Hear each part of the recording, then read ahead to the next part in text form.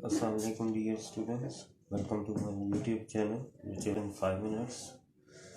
Dear students, आज इंशाल्लाह हम डिस्कस करेंगे डिटर्मिनेंट्स ऑफ डिमांड को कि डिटर्मिनेंट्स ऑफ डिमांड होते क्या हैं और ये किस तरह डिमांड को अफेक्ट कर सकते हैं। बेसिकली डिटर्मिनेंट्स वो तमाम फैक्टर्स होते हैं जो कि डिमांड को अफेक्ट करते हैं।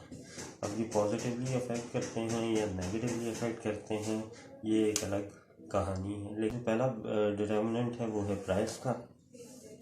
अगर किसी भी चीज़ की प्राइस बढ़ेगी तो ऑफकोर्स आप उसे ज़्यादा ख़रीदेंगे और अगर कम होगी तो आप उसे कम ख़रीदेंगे। जाहिर सी बात है, अगर किसी चीज़ की प्राइस बढ़ेगी तो आप उसे कम ख़रीदना चाहेंगे और उसी तरह जब उसकी प्राइस कम होगी तो आप उसे ज़्यादा ख़रीदना चाहेंगे। सो प्राइस या ये किसका क्रूशियल डिटर्मिनेंट है। उसके बाद मनी इनकम आ जाती है। मनी इनकम से हमारी मुराद होती है कि एक कंज्यूमर की बाइंग कैपेसिटी कितनी है या उसके कितने पैसे हैं। हम यूँ भी कह सकते हैं ज़्यादा पैसे होंगे तो उसका ये मतलब होगा कि वो ज़्यादा चीज़ें खरीद सकता है, और उसी तरह अगर जेब में पैसे कम होंगे तो इसका ये मतलब होगा कि वो कम चीज़ें खरीदेगा। मतलब इसका ये हुआ कि जब भी मनी इनकम आपकी ज़्यादा होगी तो आप ज़्यादा चीज़ें खरीदेंगे और मनी इनकम अगर कम होगी तो आप कम चीज़ें खरीदेंगे। तीसरा डिटर्मिनेंट है टेस्ट एंड प्रेफरेंसेस का। मुराद होती है जायका और प्रेफरेंसेस से मुराद होती है तरजीहात। तरजीहात से मतलब हम निकाल सकते हैं कि एक इंसान की पसंद नापसंद वो इसमें आ जाती है इस कैटेगरी में।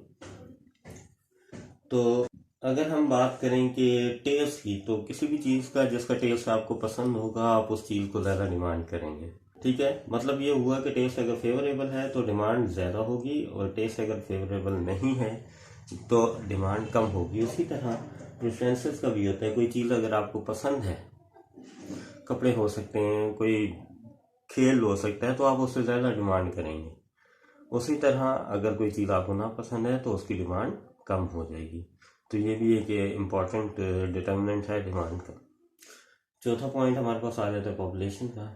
पॉपुलेशन से मुराद ये होती है कि एक मुल्क की टोटल आबादी, जिस मुल्क की आबादी ज़्यादा होगी वहाँ पर गुड्स की डिमांड ज़्यादा की जाएगी। उसी तरह जिस मुल्क में पॉपुलेशन कम होगी या आबादी कम होगी तो वहाँ पर डिमांड भी कम होगी। यानी पॉपुलेशन अगर ज़्यादा होगी तो डिमांड भी ज़्यादा होगी, पॉपुलेशन अगर कम होगी तो डिमांड भी कम होगी। टाइम एंड सीज़न में भी मिसाल मैं आपको दूंगा, सर्दियों के सीज़न में हीटर की डिमांड सर्दियों में बढ़ जाती है, या यूँ हम कहें कि सर्दियों में हीटर की डिमांड ज़्यादा हो जाती है या हो।